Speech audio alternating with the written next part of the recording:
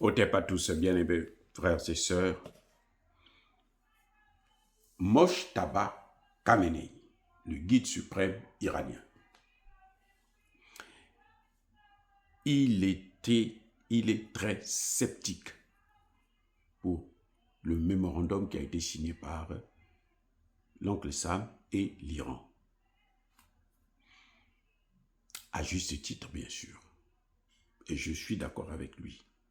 Je suis du même avis.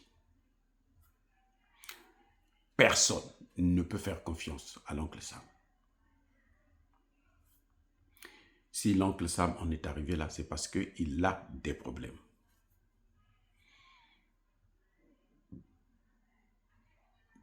Mojtaba Khamenei est trop sage pour donner son aval au président Pezeshkian. C'est un médecin, non? Donc lui, il travaille sur le physique, ce qu'il voit seulement. C'est lui qui a voulu ces négociations. Le président iranien, c'est lui qui a voulu ces négociations. C'est lui qui a peur, parce que s'il a peur, il pense qu'il ne peut pas gérer. Il n'a qu'à démissionner, on va trouver un autre président. Il a été candidat, non? C'est lui qui a demandé à être candidat, non? On l'a élu. Maintenant, gère. Vous avez affaire à des bandits, à des gens qui passent leur temps à déstabiliser tous les pays du monde entier. Ils ne font cadeau à aucun pays. Il n'y a pas d'exception. Donc, c'est lui qui a fait pression pour qu'on en arrive là. Mojtaba Khamenei lui a dit, ok, toi tu fais confiance à ces voyous-là. Ces gens qui pendant 47 ans nous ont persécutés, tu crois que maintenant ils ont changé d'avis? Ok, vas-y. Mojtaba Khamenei, le guide suprême, a refusé de valider. Il a demandé au président, toi qui veux, va, on va voir l'expérience que tu auras. Parce que si Mojtaba avait accepté de signer le papier, il allait envoyer le président du Parlement. Ghalibaf, c'est lui qui devait signer, si c'était Mojtaba. Mais la signature est venue du président iranien. Parce que Mojtaba Khamenei, le guide suprême, s'est dit, je veux le mettre à l'épreuve, parce qu'il a l'impression de ne pas comprendre ce qui est en train de se passer. Et en fait, il avait raison, jusqu'à preuve de contraire.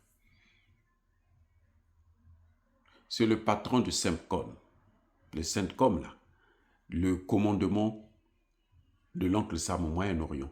C'est lui qui a dit là, nos hommes sont toujours là. L'oncle Sam, l'homme à la cravate rouge, lui-même, il a dit, l'Iran n'aura aucun centime venant des États-Unis. Jusqu'à preuve de contraire. Vous savez quoi? L'argent là, gelé là, il faut l'accord du Congrès américain pour débloquer cet argent. Quant aux 300 milliards qu'ils ont promis pour les réparations, ils vont les avoir où? Hein? Eux-mêmes s'appellent l'argent. Ils vont les avoir où? C'est pas possible. Ils n'auront pas ça. Si Pezeshkian croit, et ça c'est l'erreur que beaucoup de pays, notamment chez nous en Afrique, ils commettent.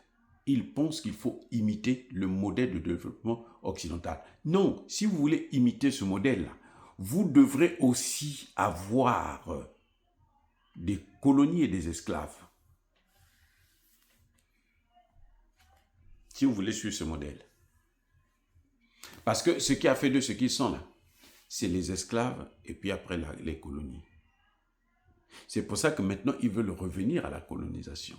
C'est pour ça qu'ils font des guerres partout dans le monde, en Afrique. Regardez comment ils sont en train de menacer l'AES. C'est pourquoi? C'est pour revenir au système de colonie, pour recoloniser ces endroits, ces pays.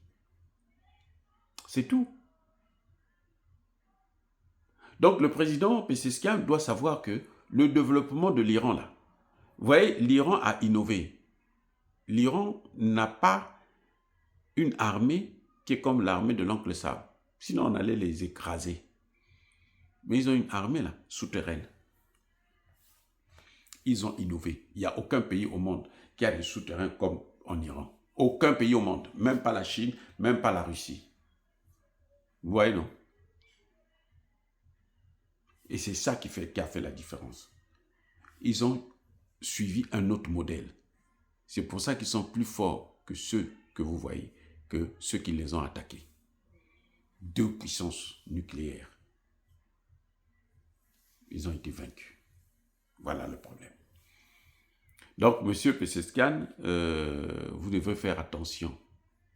C'est bien, je ne dis pas, c'est bien que vous ayez signé cet accord, juste pour montrer, amener ces gens-là à bout.